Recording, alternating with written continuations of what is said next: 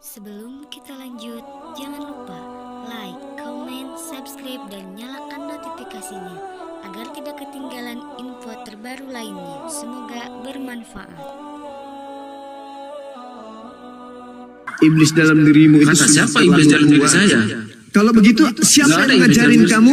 Siapa yang mengajarin kamu percaya kepada orang yang bertemu dengan Kristus di padang gurun? Kan nasihat Yesus jangan percaya.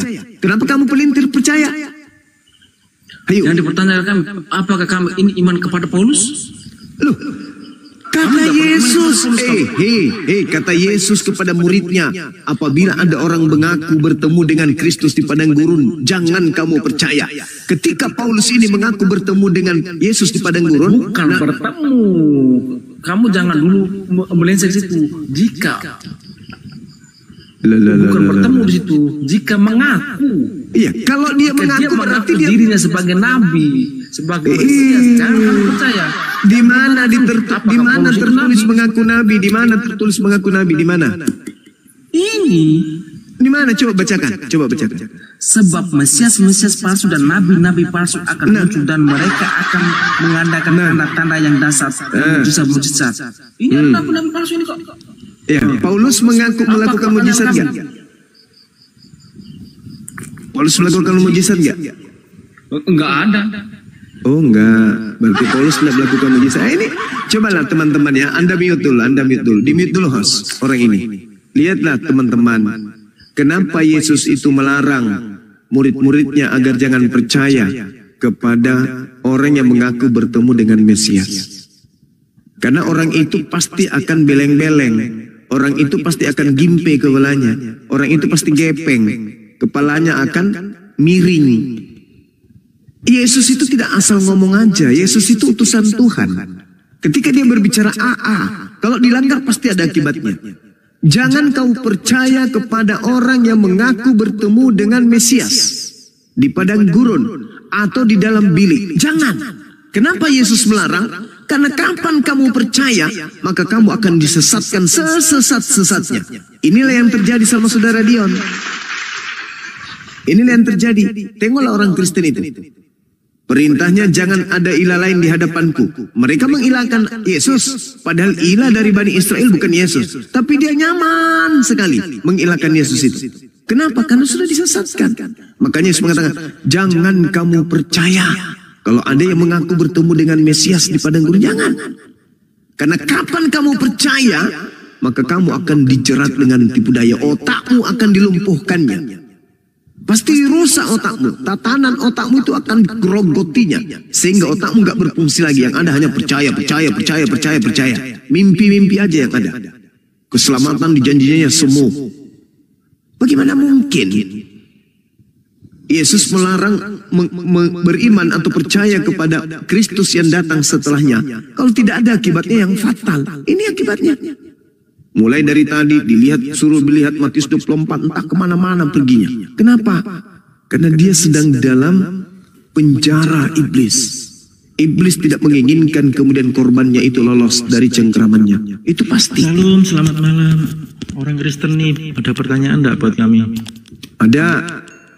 Kata Yesus, ketika ada orang yang mengaku bertemu dengan Mesias di padang gurun, jangan kamu percaya.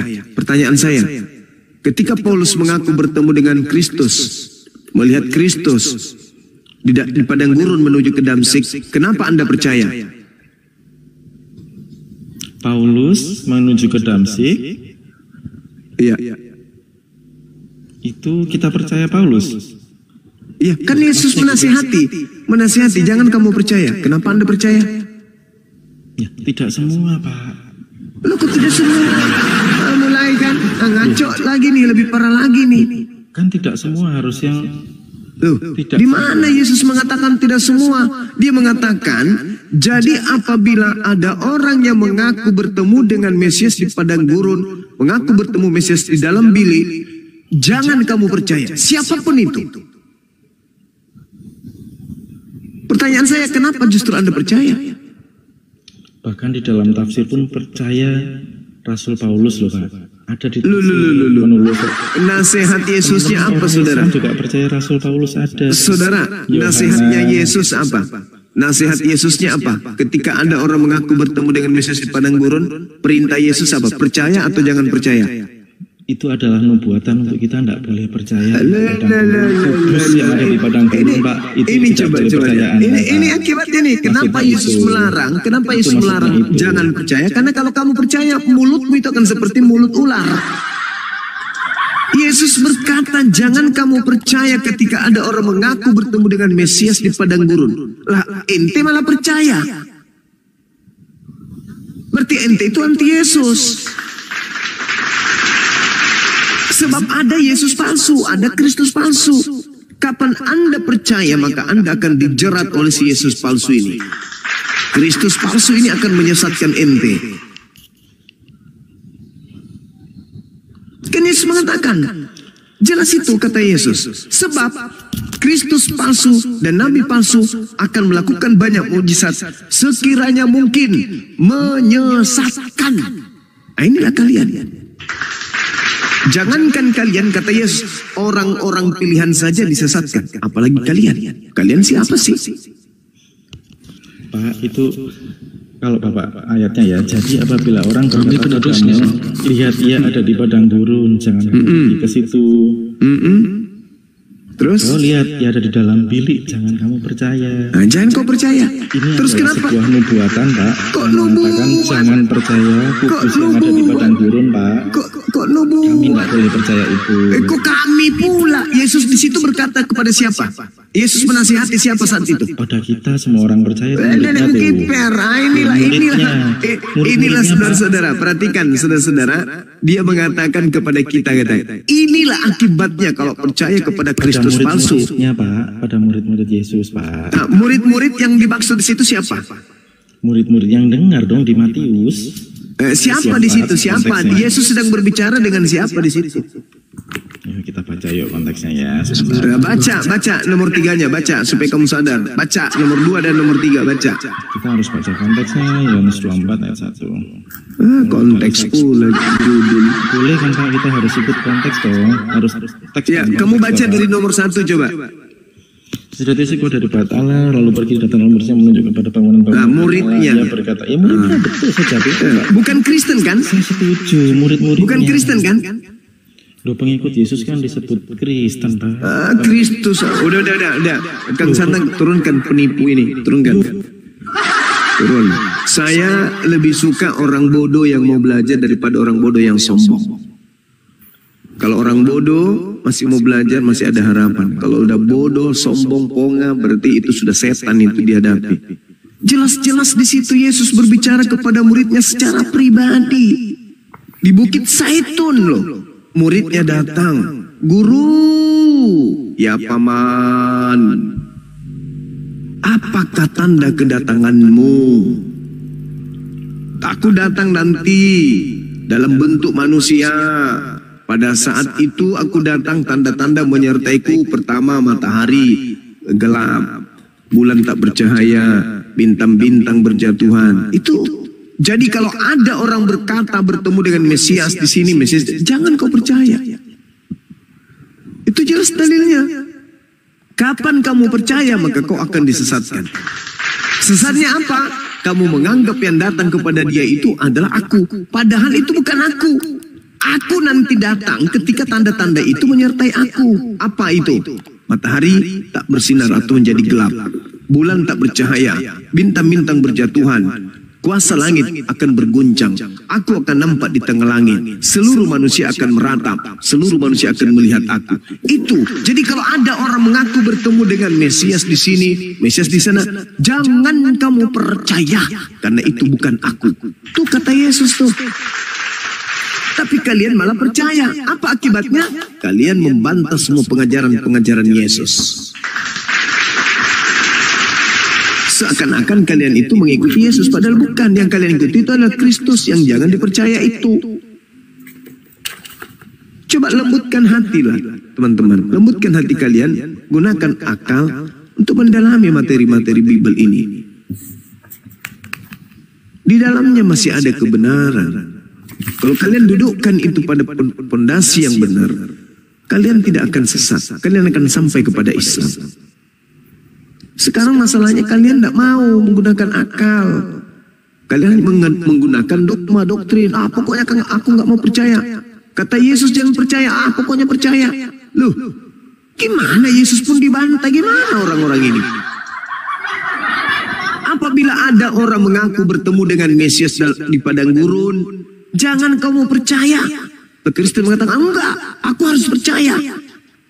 Apa sih kalian ini? Yesus yang mengatakan jangan percaya, kalian bilang percaya.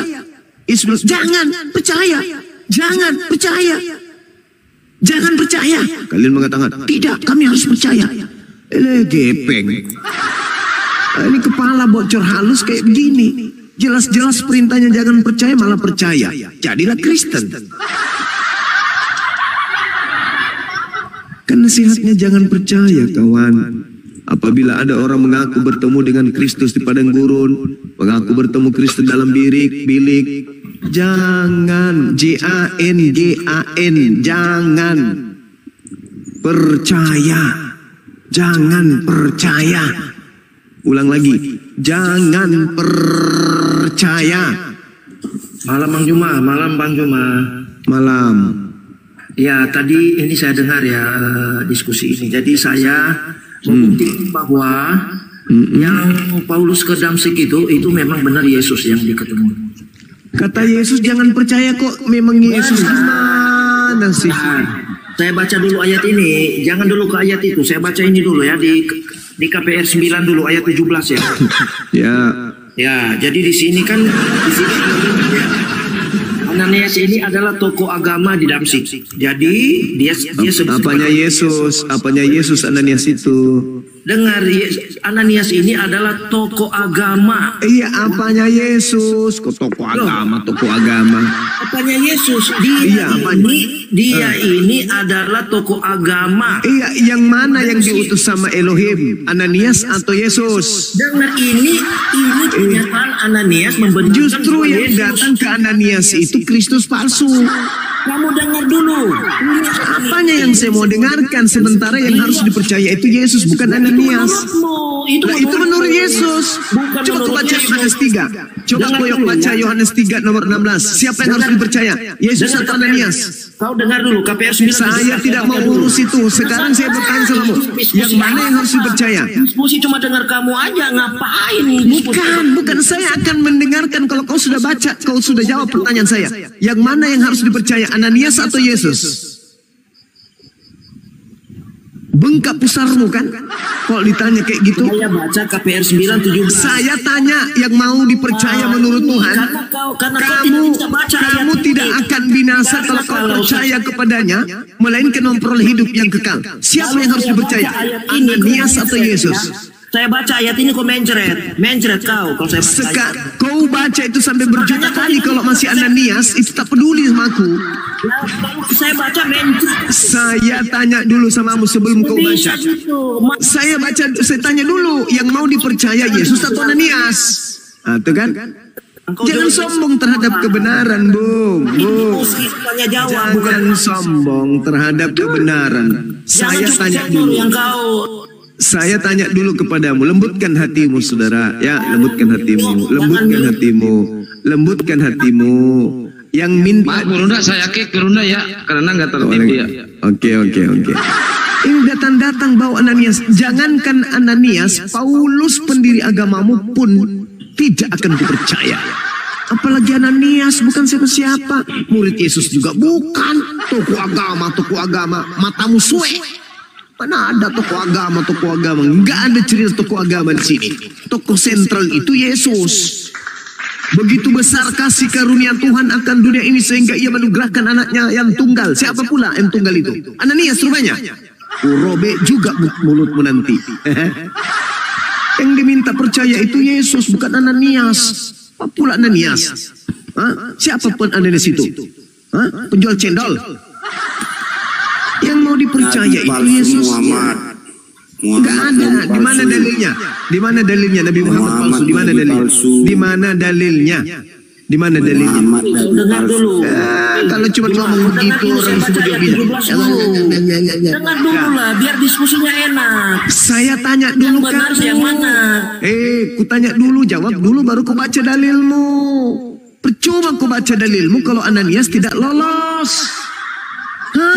Yang harus dipercaya Ananias atau Yesus?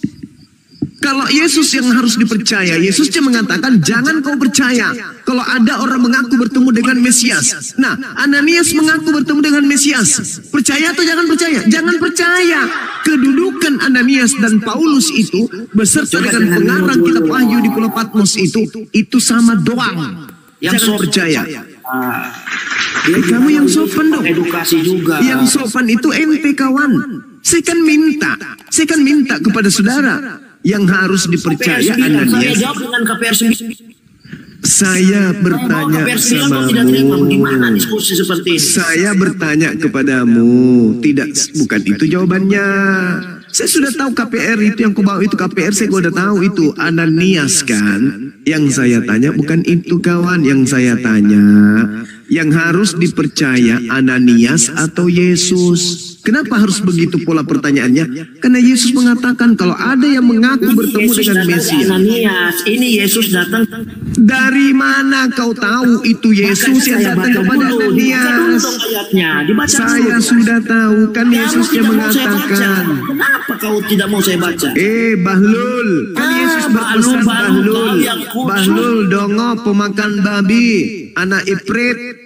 Kan Yesus berkata, kalau ada orang mengaku berkata ada Mesias di sini, ada Mesias di sana, jangan kau percaya.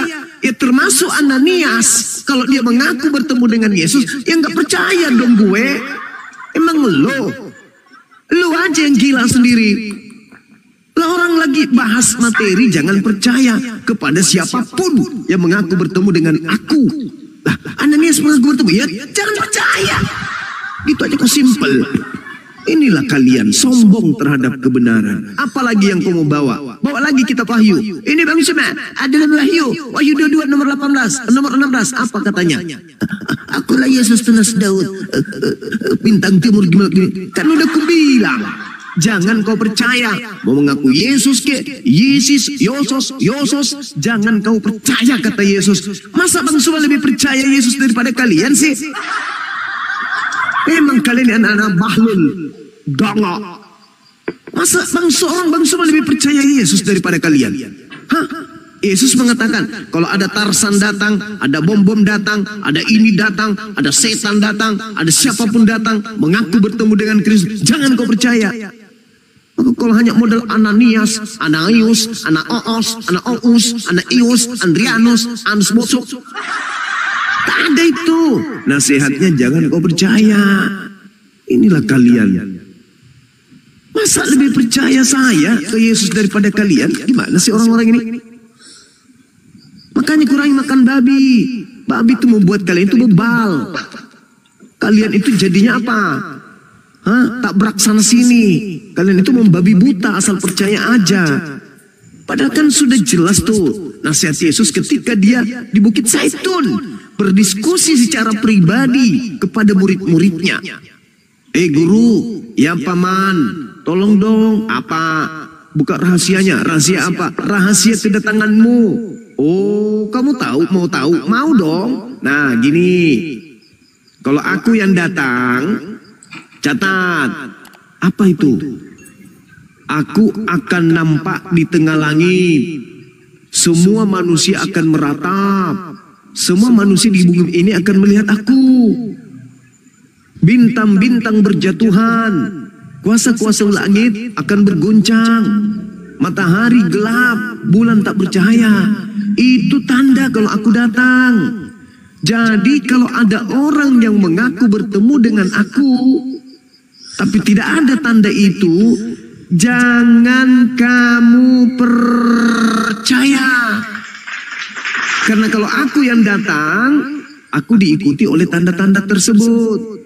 Matius 24, nomor 27, nomor 29, nomor 30.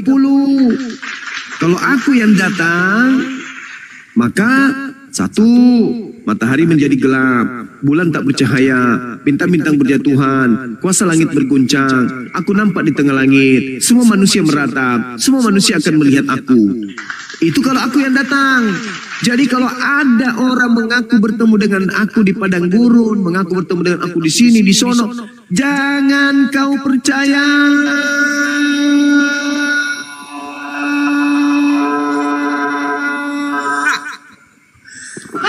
Karena itu bukan aku. Kapan sih kalian mau sadar? Islam sudah ada di tengah-tengah kalian. Kalau dulu sebelum Islam datang, sebelum Islam itu menyuarakan supaya kalian itu sadar, wajar. Sekarang kami sudah hadir, Sambutlah tanganku ini. Iya, marilah dengan mesra. Iya dong. Kasihku hanya untukmu. Iya. Hingga kamu Allah. Asik. Masa mau kayak gini terus kalian ini? Jangan gengsi lah.